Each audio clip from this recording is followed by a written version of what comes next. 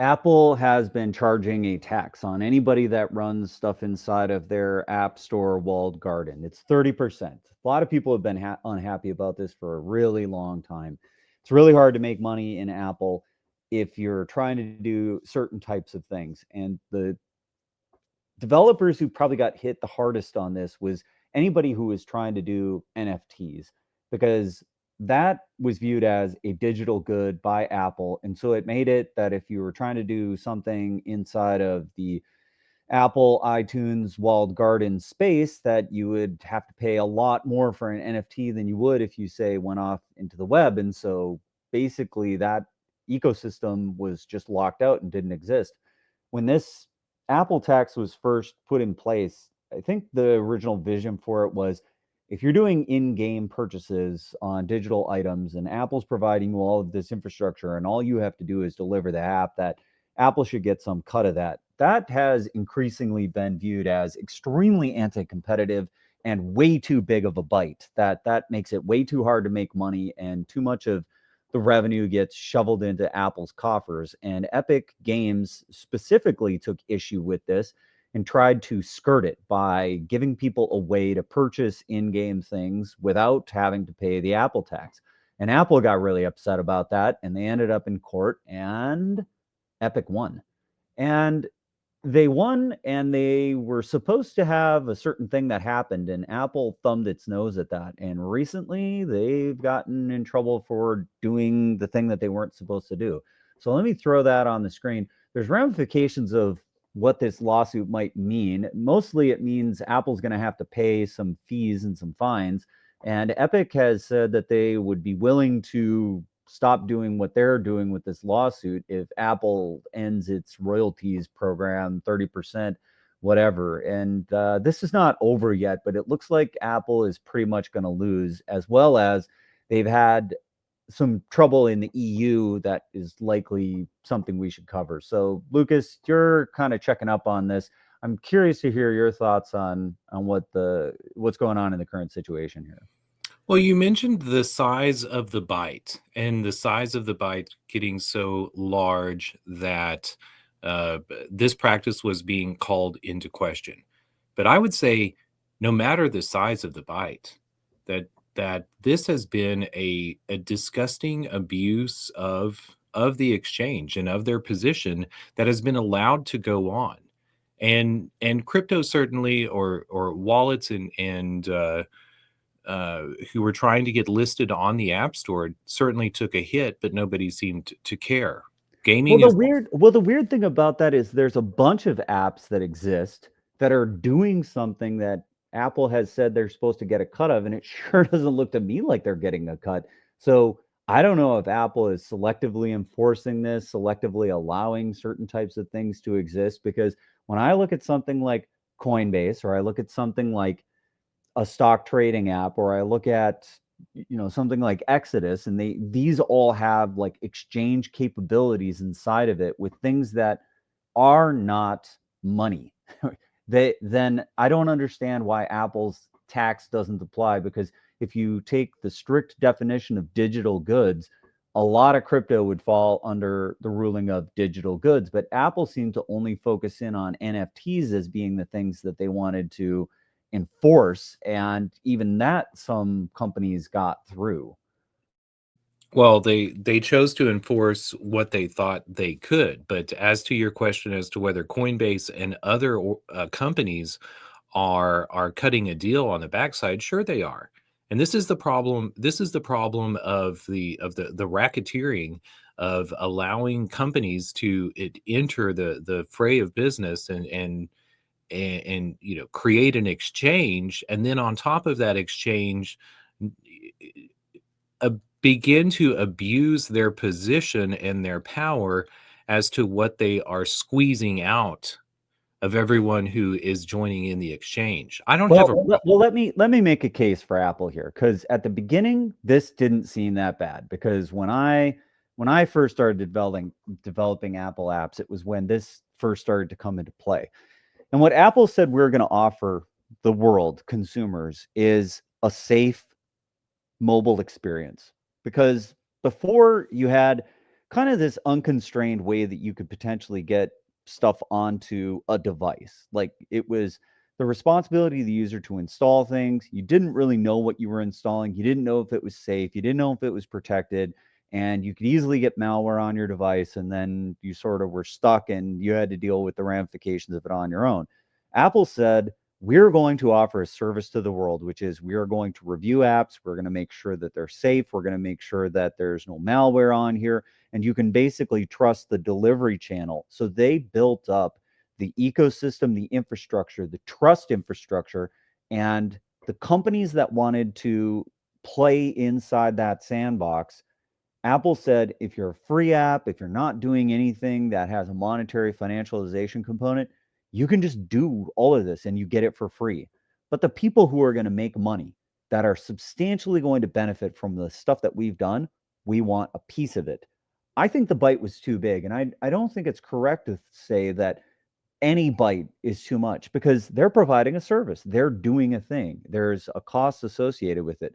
Now, the cost seems to be decoupled from the actual amount that they're charging. And that's a broader problem, I think, within any kind of Silicon Valley companies where they do this kind of a thing.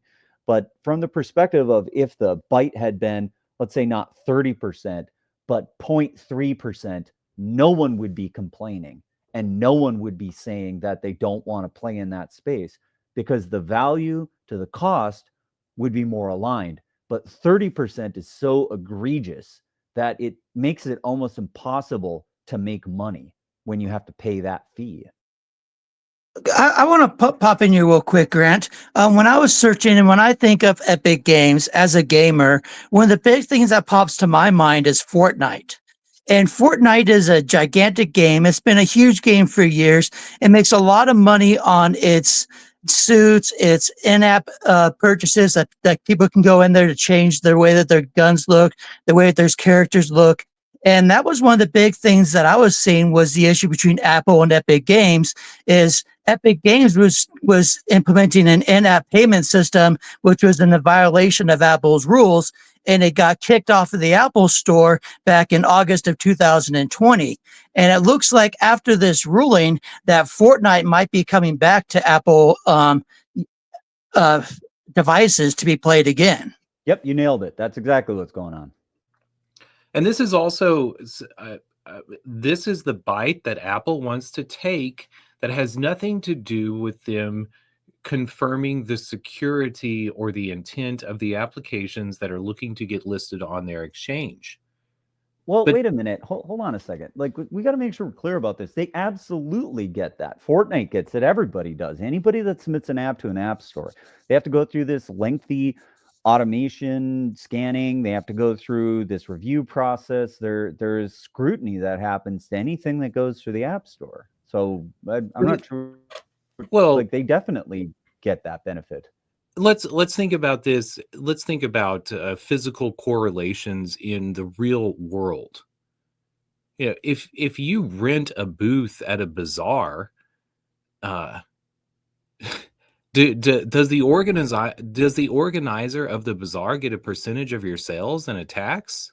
No, but they're also not doing anything for the consumer. Let's say that that if you were to come to this bazaar, that it had high fences, that people could only get to the bazaar because they came and paid the bazaar czar whatever amount of fee to actually get in there, and the bazaar czar they did something. They made sure that they weren't selling anything that was fake, so you could be ensured that if you were buying products in there, those products were legit. That if you were buying fruit, that fruit was, top quality. Like there were a whole bunch of criteria that said you couldn't even be inside this fenced in bazaar area unless you did all of these like really really strong quality control things.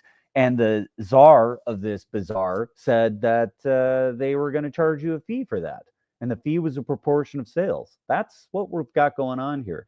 They're providing a service. They're providing a quality control mechanism to the consumer. And so the consumers are coming here because they want reliability, they want safety. And the people, the developers, the people who are trying to sell, they benefit from that trust infrastructure that's been established. But let's think about how money works, and also about taxes versus our private sector. You know, we cede that sort of autonomy to the government for certain things, and and allow that because of the protections of legislation that we have had added into a legislature. It's a very dangerous thing to allow corporations to do the same. There should be money that they need to figure out the price for what the security that they're providing is, and that be known to those who want to list on their exchange up front. Because whenever you give Apple the power to begin to charge a fee based on what the sales of those who are joining their marketplace is, that's too much power to give to Apple. And that they also have a uh, I don't know what their share is, but When Apple first started this, when the iPhone came out and when they proposed having this App Store thing, people thought that they were nuts. It was a different world where there was a variety of phone manufacturers.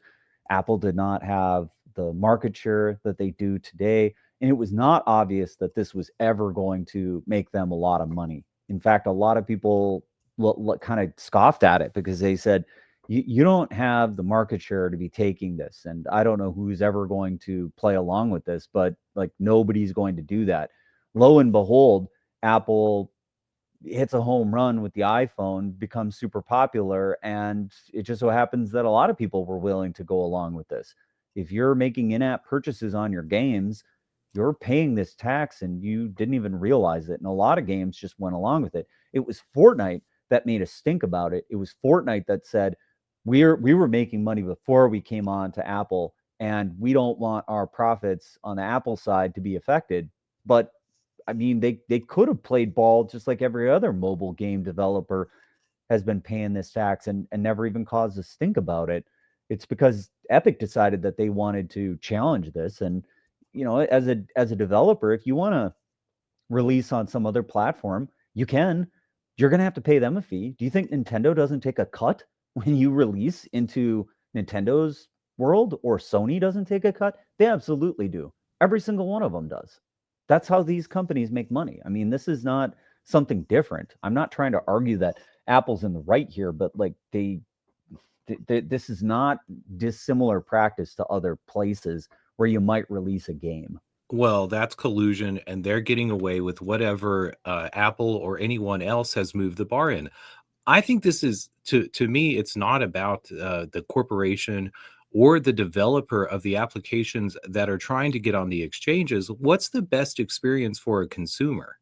And if the reason the reason for being of Apple, the Apple Store, was to provide safety and security for their phones, that's that's where we should draw the line.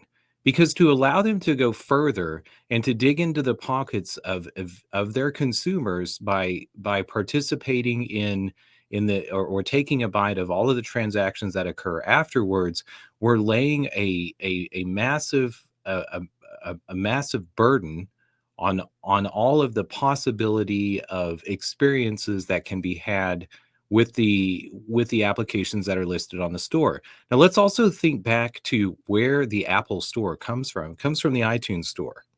And I think looking at music and what's happened in the sale of music is interesting, and it gives us an idea about how this idea came around to being. Apple iTunes Store was in a response to to music piracy. Um, and the argument was, well, it needs to be easier to get into the hands and to get on the devices. But there was still a notion that the song that people were buying, they owned. And there was a big pushback with digital rights management when Apple tried to put that technology on the phones, and the answer was to lower the price. But Apple missed, the Apple got into the I don't know, the aftermarket of what they were selling with their app store. They missed it with the songs, because you buy an Apple song, you don't pay Apple for every time that you listen to it. But that service certainly came around, and that was Spotify. So I Well, don't. when Apple was doing that with the songs, they said the fee was justified because they were replacing something that had existed previously, which was the physical distribution mechanisms. When you distributed music and you had to do so on a physical media, the physical media had to be moved around. There was a fee associated with somebody actually selling that media to the end consumer. And Apple said, we're going to eliminate a whole chunk of the supply chain. And for the elimination of all that and the digital delivery of your goods, the record labels are going to pay a similar thing to what they are already paying to this other distribution channel. And that seemed to make sense. I mean, that makes sense. You're building these digital distribution mechanisms with trust infrastructures and whatever. So now instead of going to the record store and buying your physical CD, you go to Apple and you can buy it through the iTunes. So like that, you've shifted the cost from one distributor to another, and that's competition. It's not like Fortnite can't do this on their own. Like they don't have to distribute through the Apple store. They don't have to put their app there, and they successfully are running their business without having their app on the Apple store. Yes, but but Apple is taking the best of both worlds. They're saying we have an open ecosystem in the device that we're producing, and all of these applications have the choice to come on here. But then they are twisting the arms of those applications who choose to. Okay, fine. If they want to take that bite, then the consumer needs to understand, or it be more apparent to the consumer what they're giving up.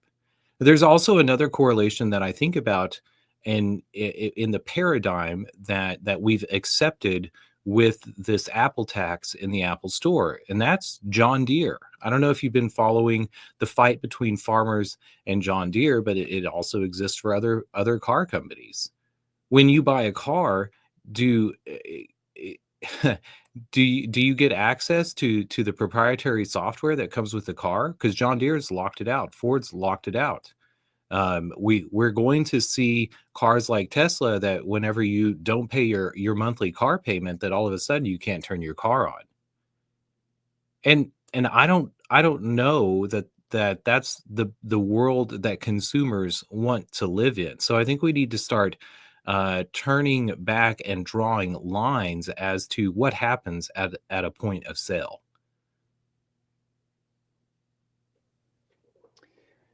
Yeah, this idea that you might not own the thing that you're purchasing is a tricky one. I think farmers have pushed back a lot at this whole John Deere business because this tractor or whatever piece of capital equipment they're buying then suddenly isn't really owned in the way that they had been owning tractors previously. And I think cars are starting to run afoul of this as well, where they're saying we're delivering value above and beyond what is the purchase price, and it comes with this subscription type of thing. I think even there have been, I don't know, premium features that have been offered in certain types of cars that have required a subscription model, and Tesla is one of these companies which has latched onto this idea that there might be some subscription that would be associated with a vehicle.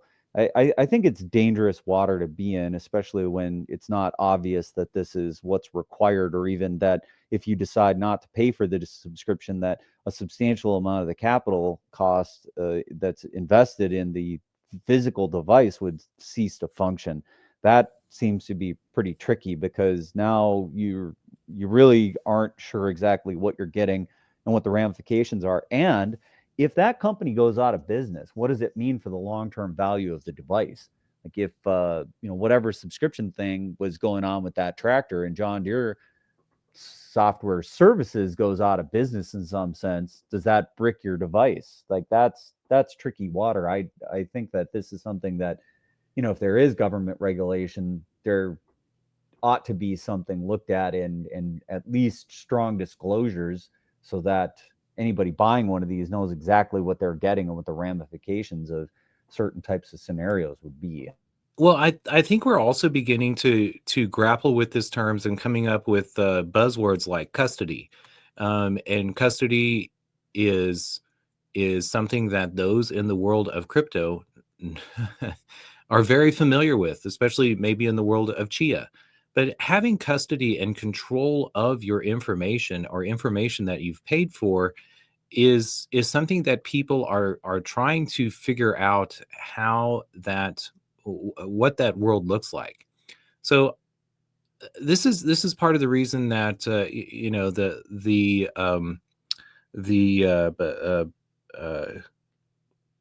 now I can't think of it, the DID, or what are we calling the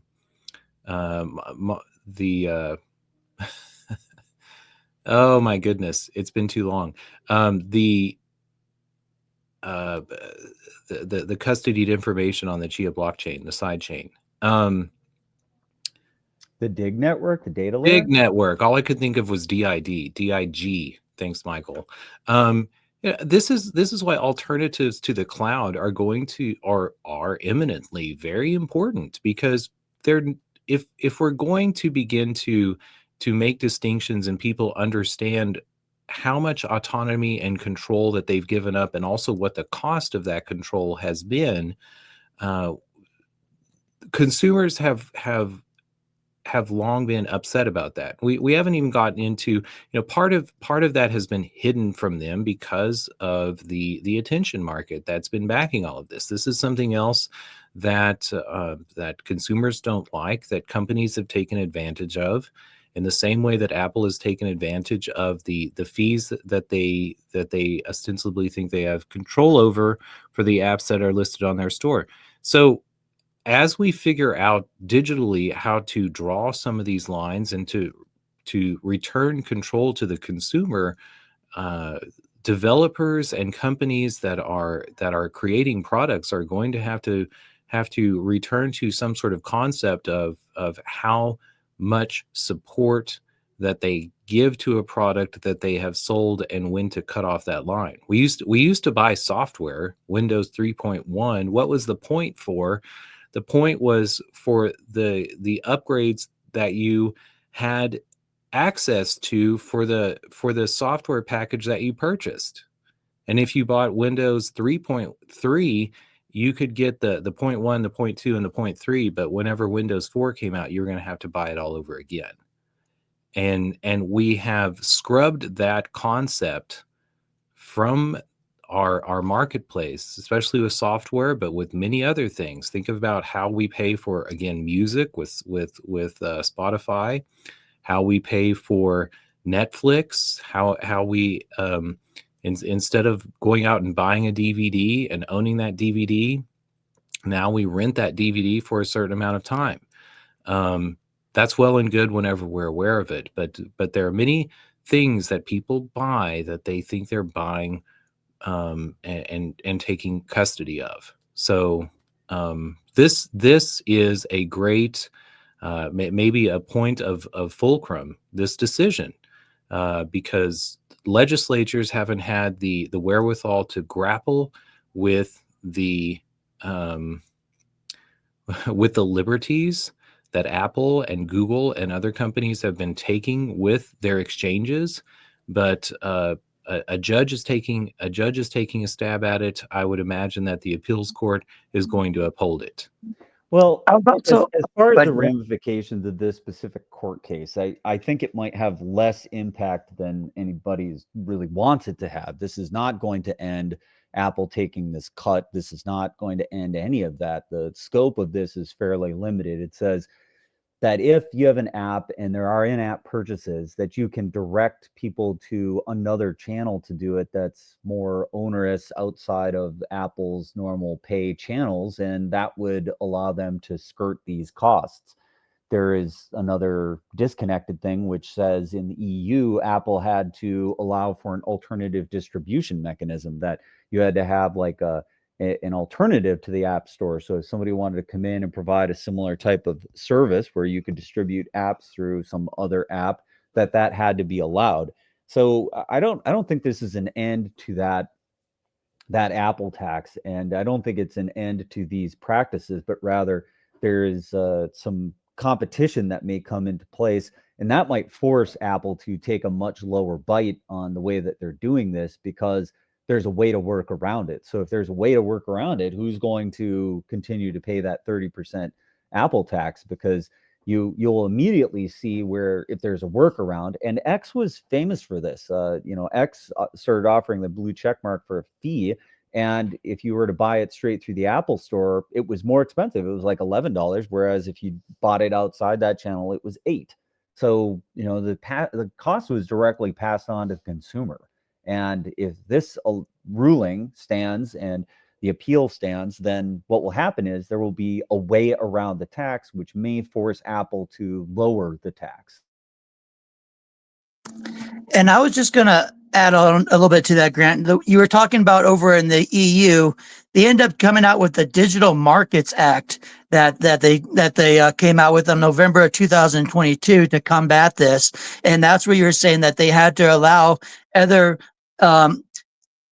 applications to be involved in the Apple store, where you could click on that and go outside of them for purchases.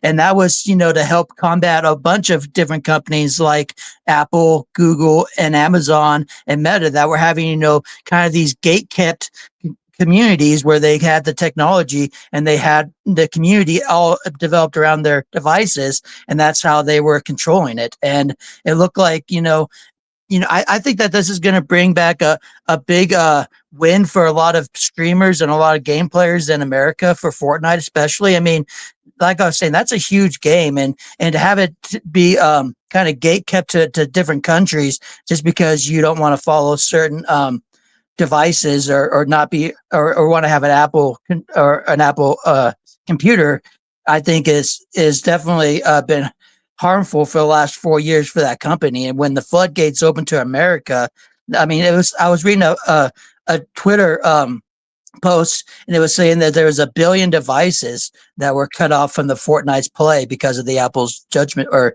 the Apple's decision prior to this. 1 billion devices is a lot of players.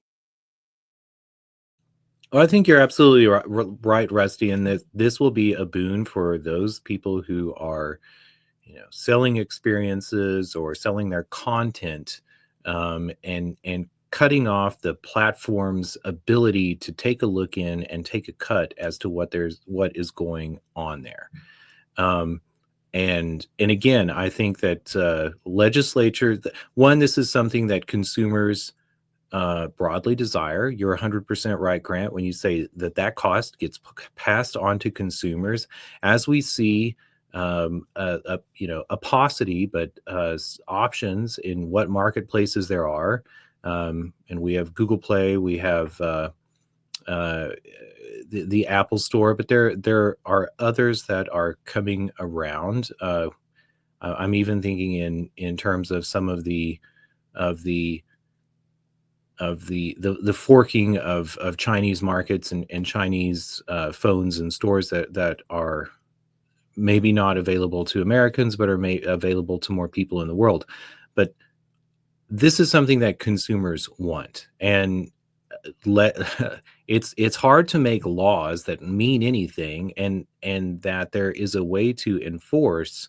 But we have, again, and I understand that it's limited in scope, but pushing back on that store and making a case for what the consumer wants is going to gain traction.